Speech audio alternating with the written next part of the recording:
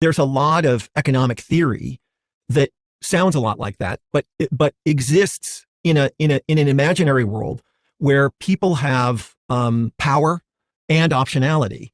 And in the real world, that actually doesn't ever exist. So by way of example, there's a principle of economics, the theory of marginal productivity. Have you heard of that? No. So that's a theory that is embedded in the center of economics, which says that because markets are efficient, the amount of money you earn reflects precisely the contribution that you make to it. So if I earn $15,000 a year, that's because I'm giving $15,000 of value. In the world. Okay. Correct. And if I earn $500 million a year, rubbing money together to make more money, that is an accurate reflection of the value I'm creating in the world. Which is really central to capitalism, isn't it? It is absolutely central to capitalism and it is central to economic policymaking. But here's the thing.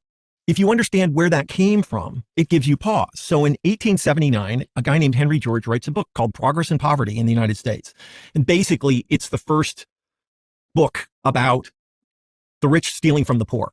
And this book isn't just a bestseller, it is the bestseller in the history of the United States. And the powers that be freak out.